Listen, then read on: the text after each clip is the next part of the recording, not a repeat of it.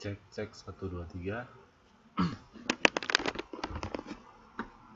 Cek 1 2 3.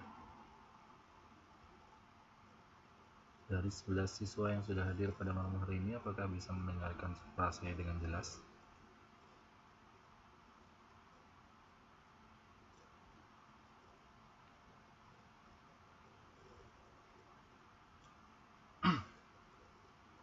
Baik, sebelum kita mulai kelas kita pada malam hari ini, saya ingin mendengarkan respon dari teman-teman sekalian. Apakah dari 11 siswa yang sudah hadir pada malam hari ini bisa mendengarkan suara saya dengan jelas?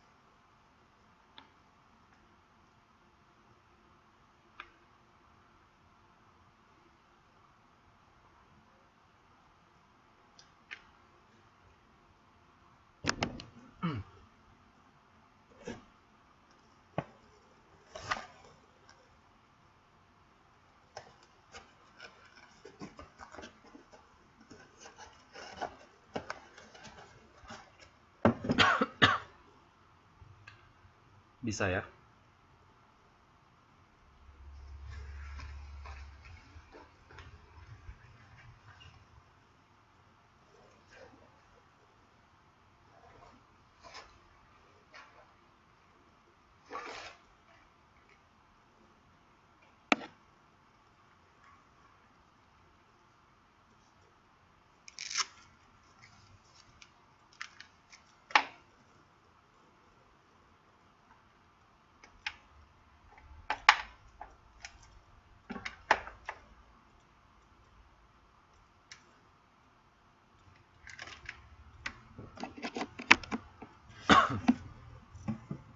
Baik. Kalau gitu langsung saja kita mulai kelas kita pada malam hari ini. Sebelumnya, Assalamualaikum warahmatullahi wabarakatuh. Ya, saya ucapkan selamat malam dan selamat datang dan selamat berjumpa kembali kepada teman-teman sekalian ya. Setelah beberapa waktu saya dan teman-teman sekalian tidak bertemu ya, artinya kurang lebih 3 kali pertemuan kita tidak berjumpa karena pertemuan yang lalu saya ada halangan untuk mengajar karena waktu itu saya pergi ke Semarang. Kemudian pertemuan yang kedua kalian melaksanakan ujian tengah semester, dan kemudian pertemuan yang ketiga kemarin teman-teman sekalian masih ada pengarahan dari pihak akademik ya. Baik, sebelumnya saya mohon maaf sekali teman-teman sekalian bahwa sebenarnya saya sudah mencoba untuk masuk kelas dari jam 9 tadi karena ada gangguan teknis. Yang pertama, saya susah sekali masuk, dan yang kedua laptop saya tuh agak sedikit lambat. Jadi untuk booting atau buka komputernya tuh lama sekali, hampir memakan waktu 15 menit sekali, sehingga tidak bisa tepat waktu ya. Baik, teman-teman sekalian, malam hari ini selama kurang lebih 2 jam ke depan dalam 2 sesi ya, atau kita akan bagi dalam 2 sesi. Malam hari ini kita akan belajar bersama-sama. Sesi pertama kita akan belajar bahasa Indonesia. Kemudian di sesi kedua kita akan teruskan dengan pelajaran PPKN. Nah, mari kita awali terlebih dahulu pertemuan pada malam hari ini dengan sesi pelajaran bahasa Indonesia dengan berdoa menurut keyakinan dan agama kita masing-masing. Berdoa, saya persilahkan.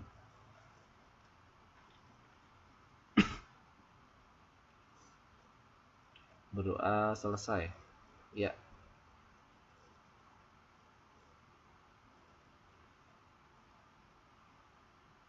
Kita akan menunggu bagi teman-teman yang masih belum bisa masuk kelas bahasa Indonesia pada malam hari ini.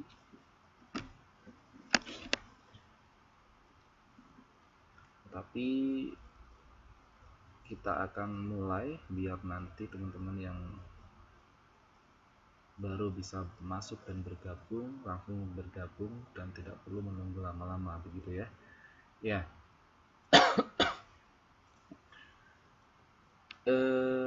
Saya sudah persiapkan materinya bahwa pada malam hari ini saya akan membahas tentang mengidentifikasi cerpen. Ya, malam hari ini topik yang akan saya bahas adalah tentang mengidentifikasi cerpen.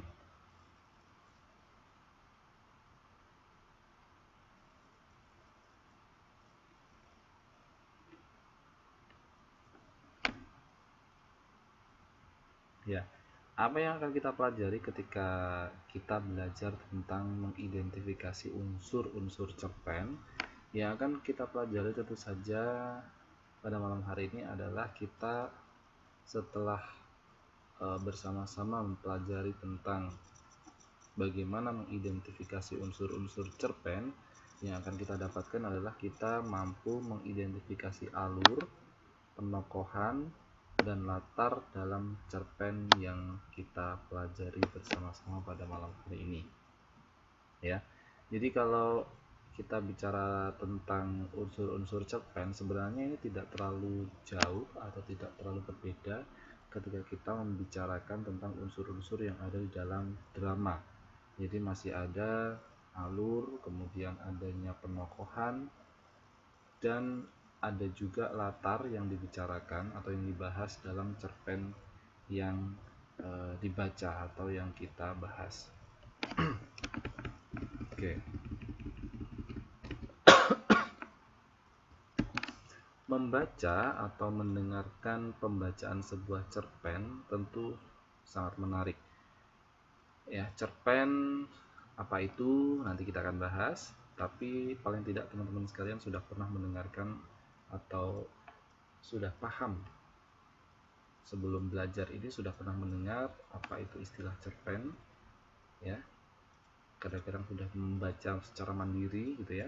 Nah, namun ketika kita membaca atau mendengarkan orang yang membaca sebuah cerita atau cerpen, dari pembacaan cerpen yang kita dengarkan, bisakah kita mengidentifikasi secara detail? Jadi tidak hanya membaca saja, tapi akan ada unsur-unsur yang harus kita pahami dalam cerpen tersebut.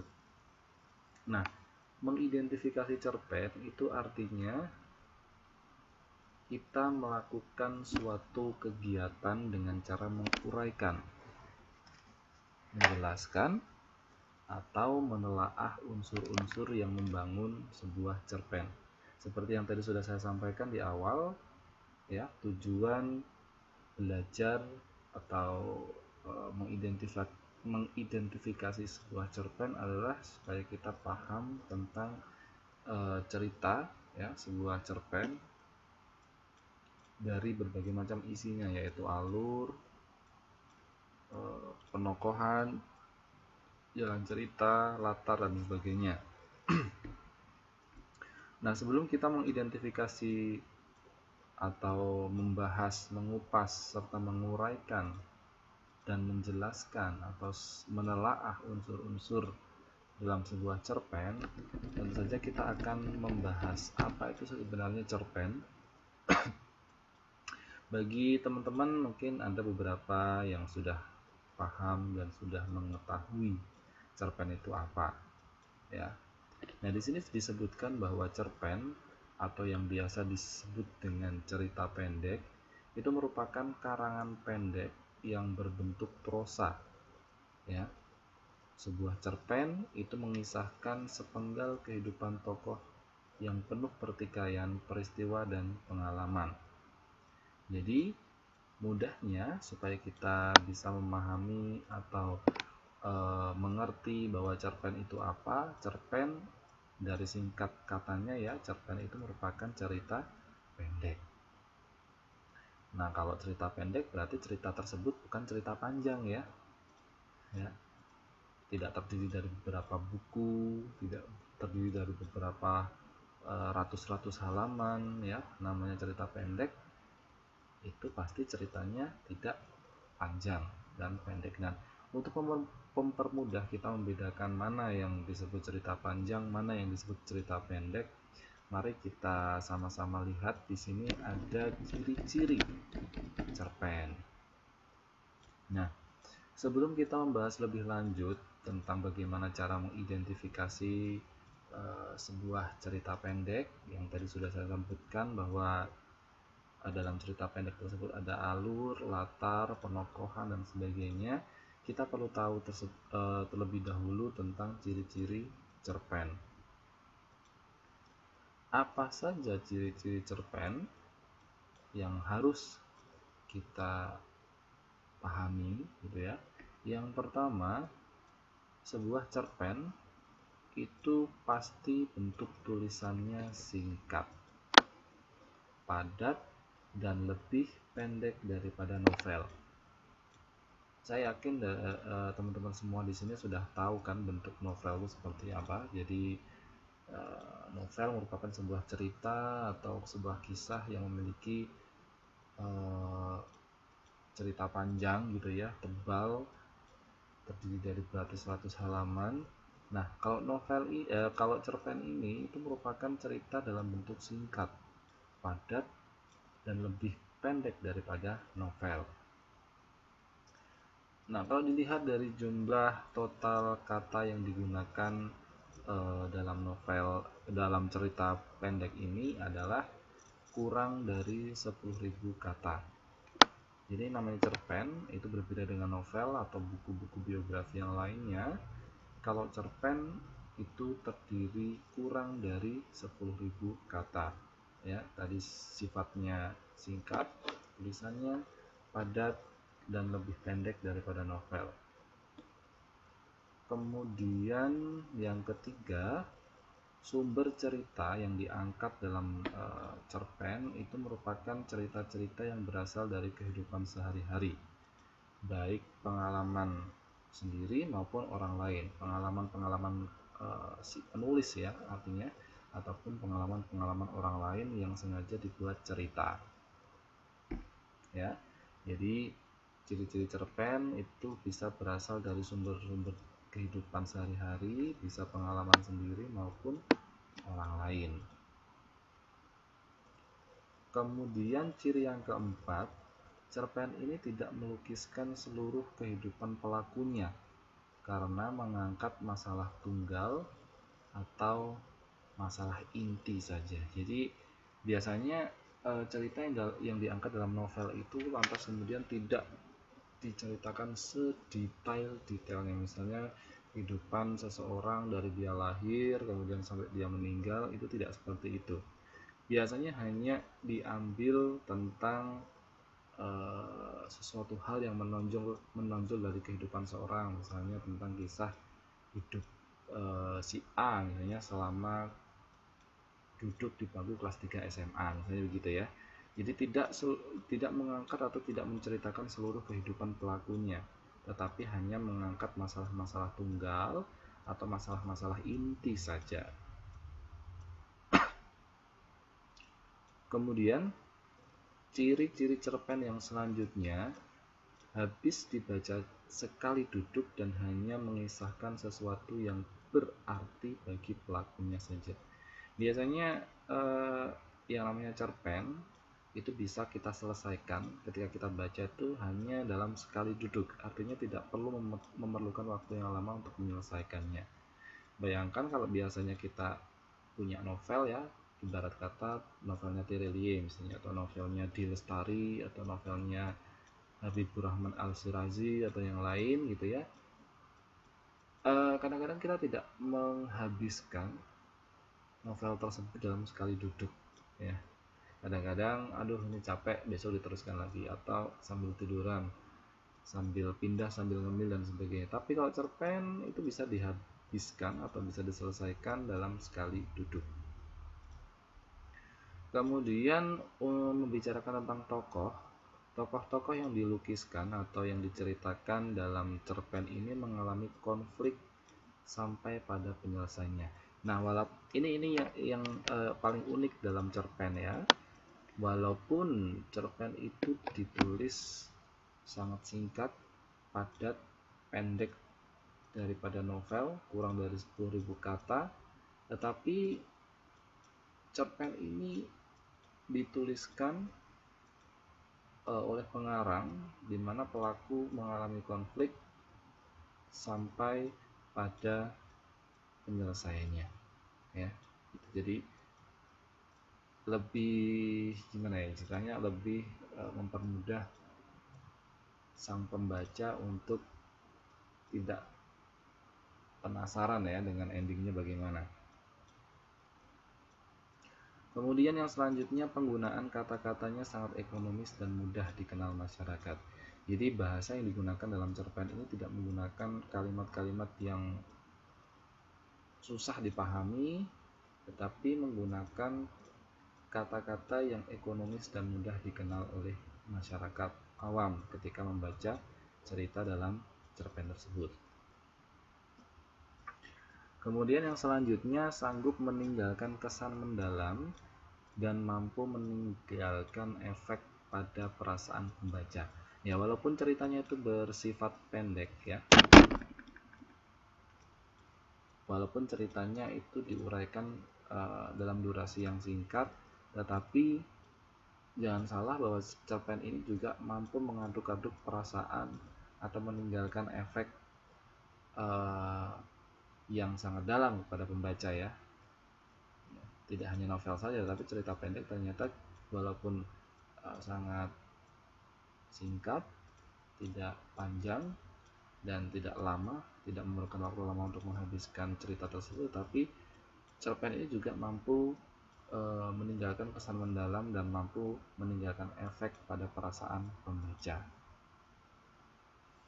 Kemudian yang selanjutnya adalah cerpen ini menceritakan satu kejadian dari terjadinya perkembangan jiwa dan krisis, tetapi tidak sampai menimbulkan perubahan nasib. Nah, ini yang berbeda dengan novel ya.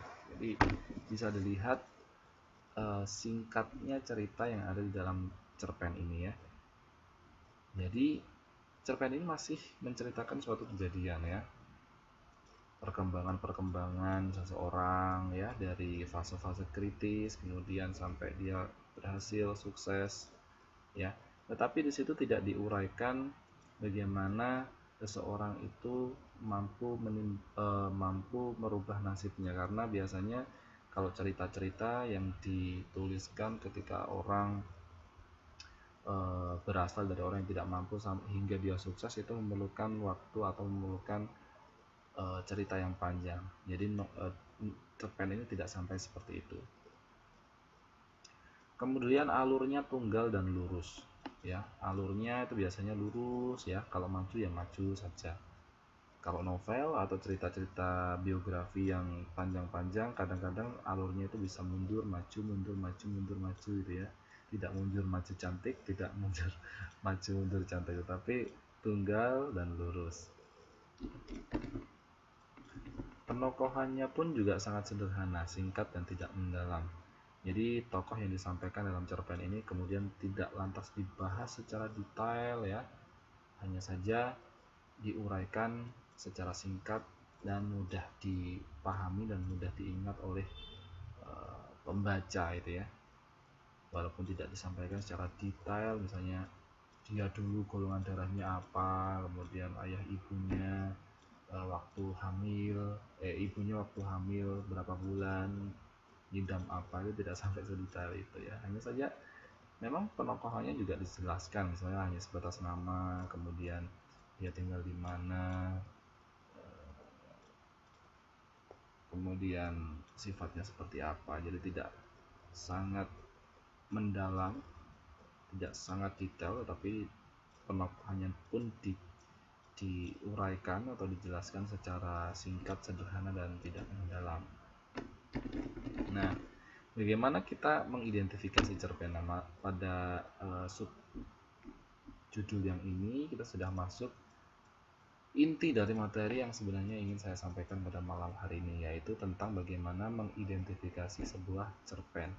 Kalau tadi saya sudah menjelaskan cerpen itu apa, kemudian ciri-cirinya apa, kemudian apa yang membedakan cerpen dengan cerita-cerita panjang yang lainnya, yaitu bisa novel, hikayat, kemudian apalagi drama itu ya. Sekarang kita akan belajar bersama-sama tentang bagaimana mengidentifikasi cerpen. Nah,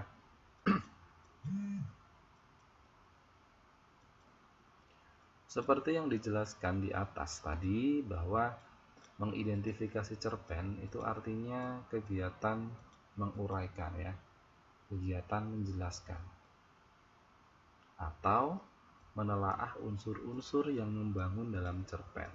Jadi jangan salah, walaupun cerita itu pendek, tidak sepanjang novel, tetapi masih ada unsur-unsur yang mungkin bisa kita gali, yang bisa kita telaah dalam cerpen tersebut. Nah, unsur-unsur, khususnya unsur-unsur pembangun dalam sebuah cerpen ini sama dengan unsur-unsur yang ada atau yang membangun sebuah drama, yaitu ada unsur intrinsik dan unsur ekstrinsik. Nah, pada pembelajaran ini hanya akan kita bahas tentang unsur-unsur pembangun dalam cerpen yang berupa alur, penokohan, dan latar pada sebuah cerpen. Siap ya? Sekali lagi, pada kesempatan malam hari ini untuk mengidentifikasi cerpen,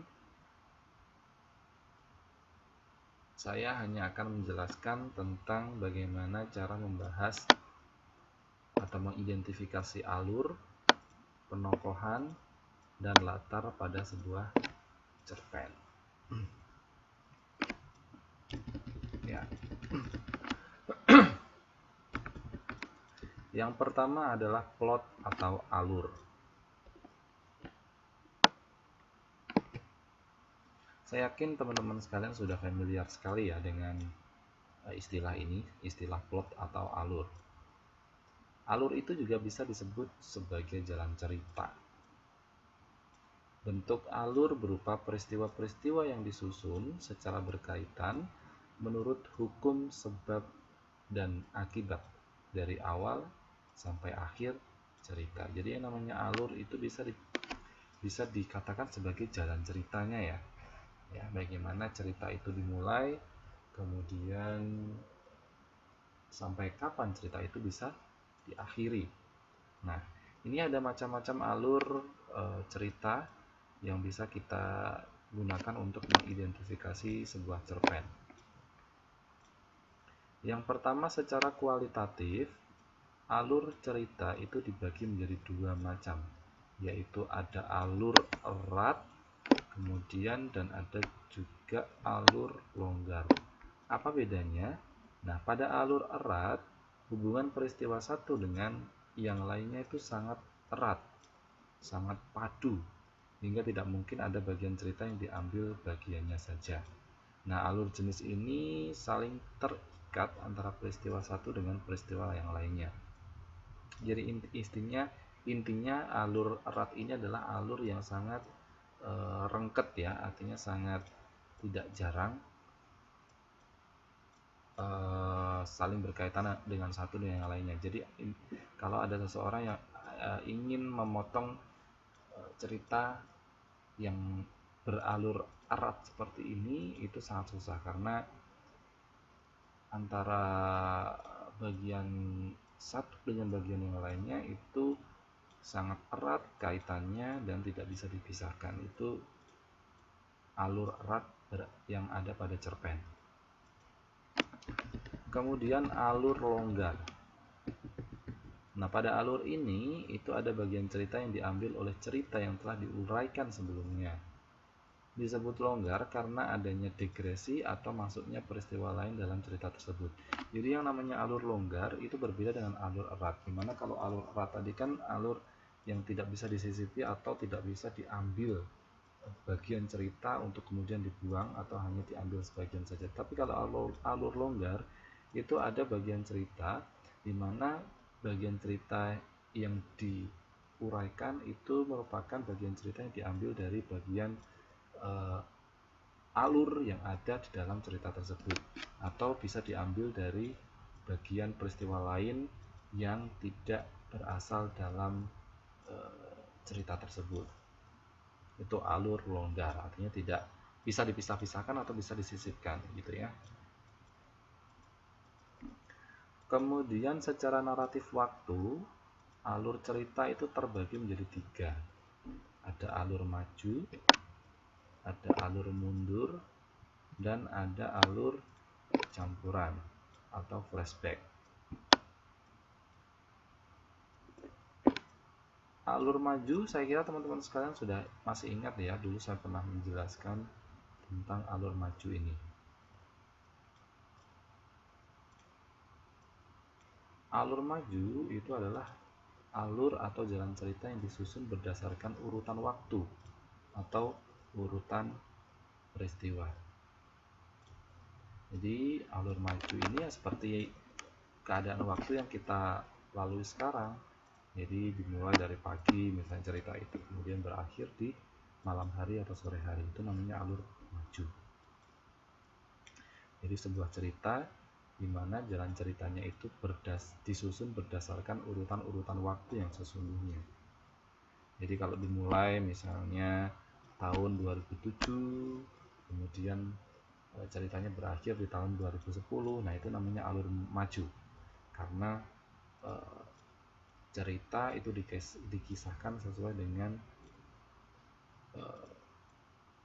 jalannya waktu di kehidupan kita.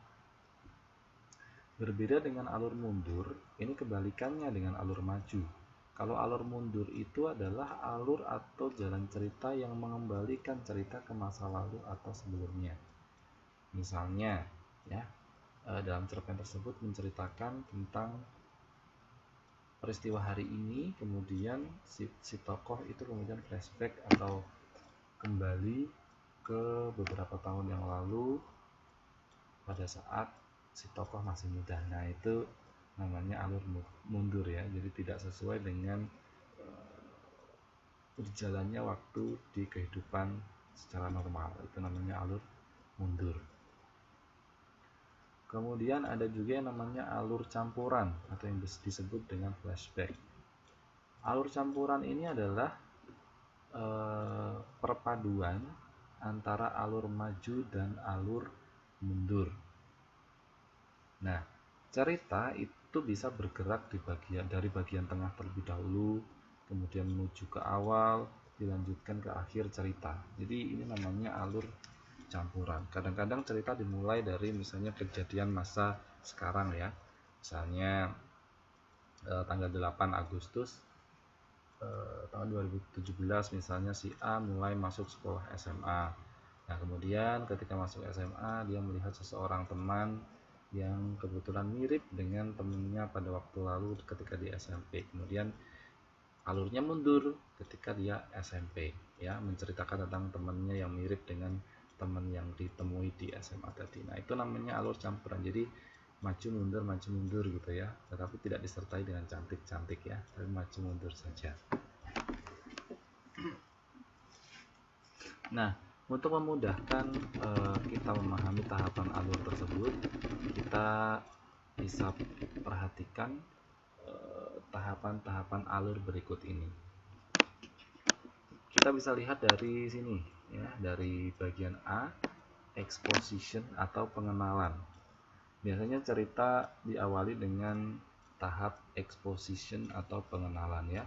Bisa pengenalan cerita di awal, bisa pengenalan tokoh-tokohnya, bisa pengenalan di mana cerita itu dimulai begitu ya.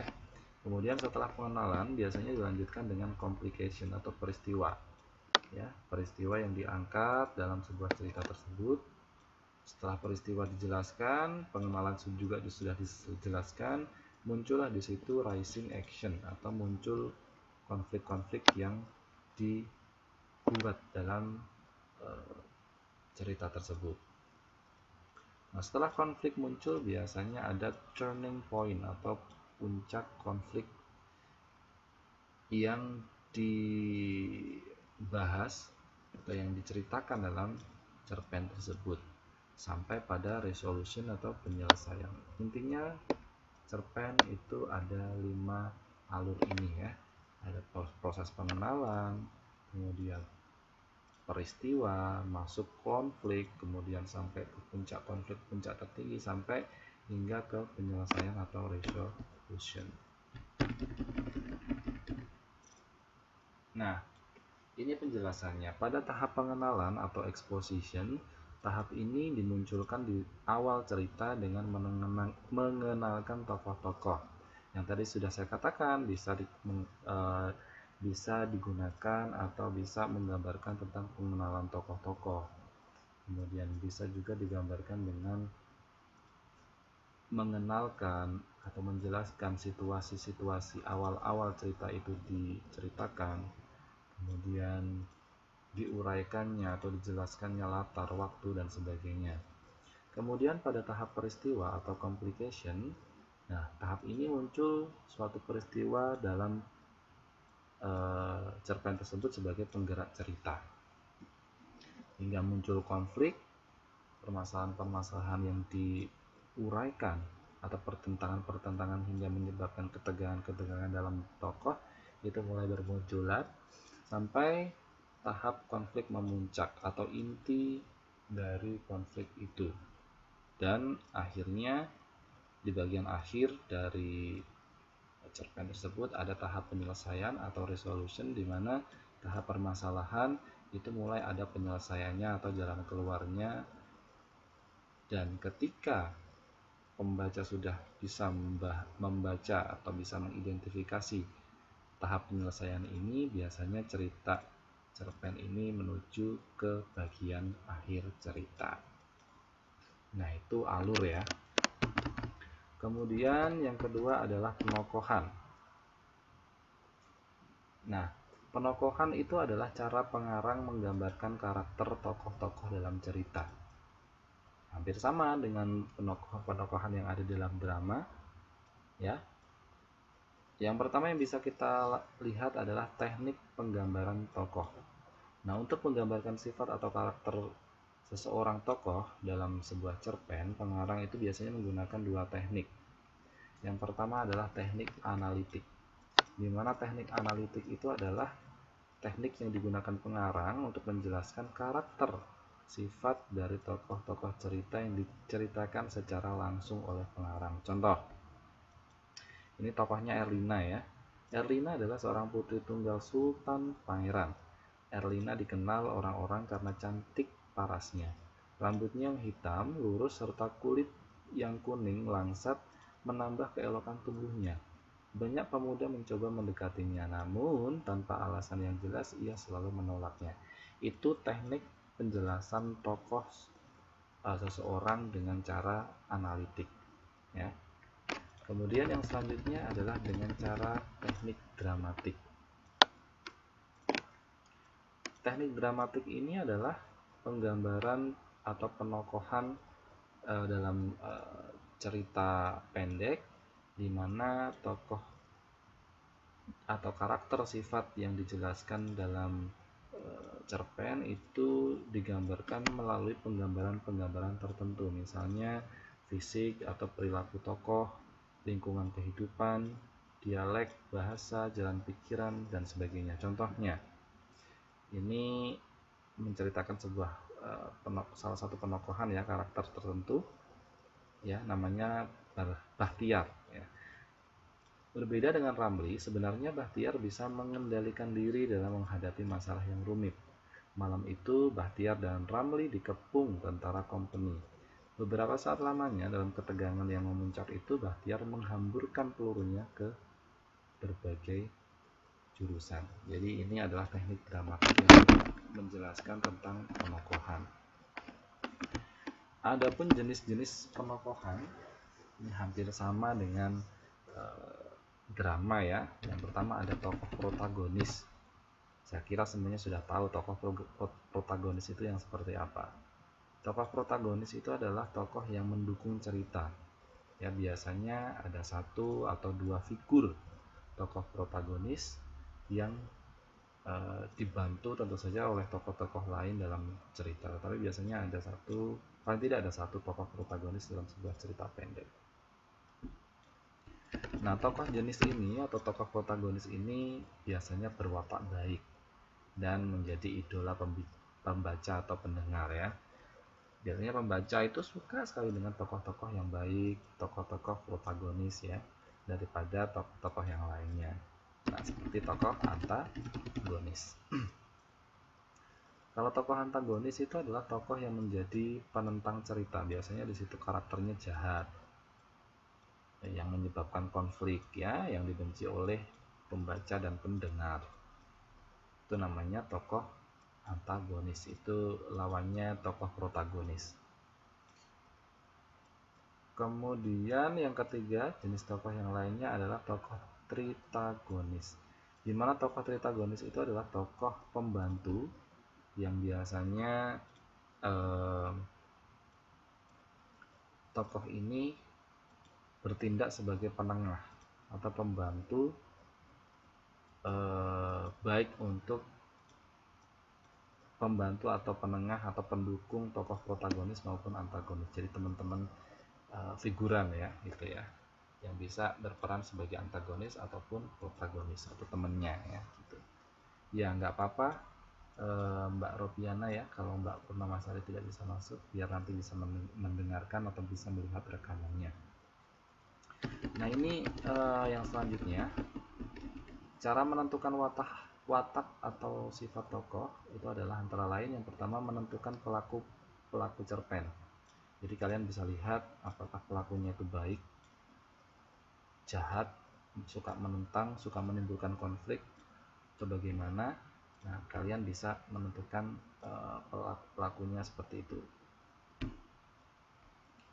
Kemudian yang kedua, pikirkan dan rasakan dengan cermat watak, perilaku, kebiasaan, dan kondisi setiap pelaku. Jadi nanti kalau kalian sudah bisa melihat, bisa merasakan tentang watak, perilaku, kebiasaan, dan kondisi si pelaku setiap saat, itu bisa dengan mudah mengidentifikasi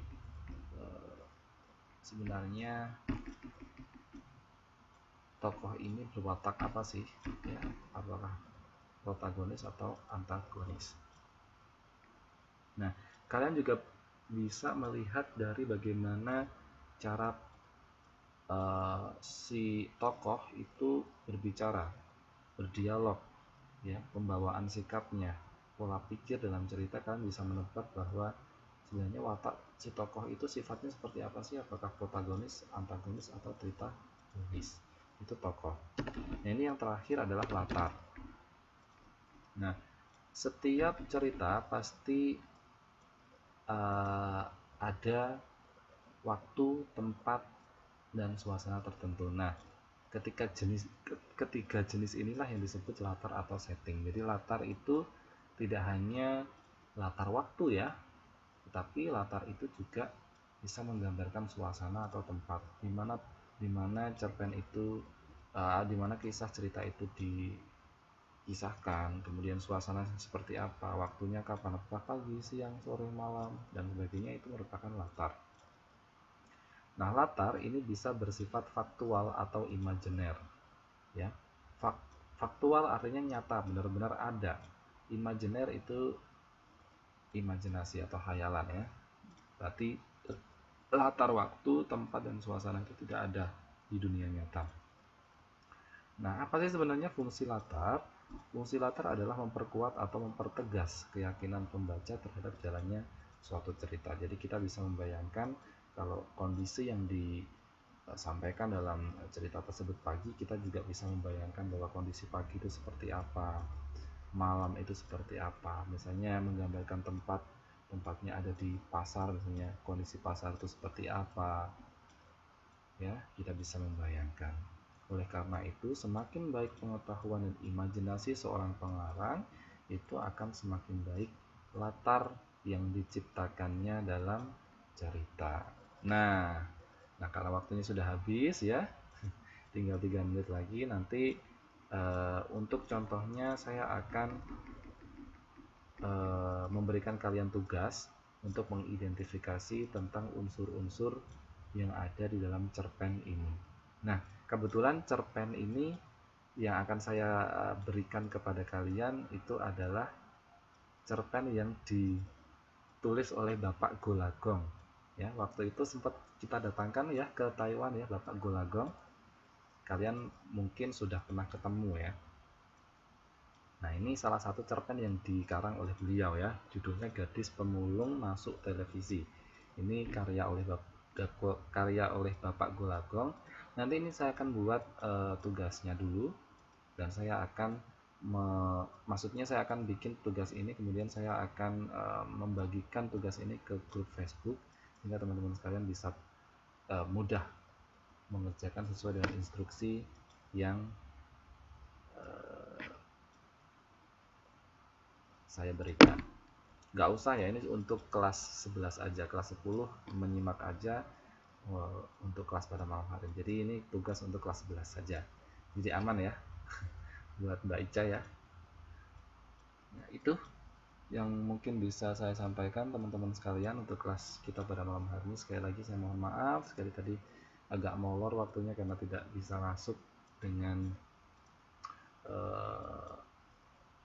tepat waktu ya. Nah, malam hari ini kita masih ada satu sesi pelajaran, yaitu pelajaran PKN. Jadi setelah ini nanti tertutup kelasnya, saya mohon teman-teman sekalian bisa masuk lagi di kelas PKN yang sudah saya buat kelasnya tadi pagi ya.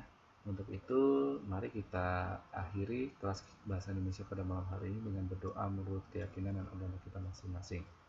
Berdoa, saya persilahkan. Berdoa selesai. Dari saya kurang lebihnya mohon maaf. Wabillahi taufiq wal hidayah. Wassalamualaikum warahmatullahi wabarakatuh.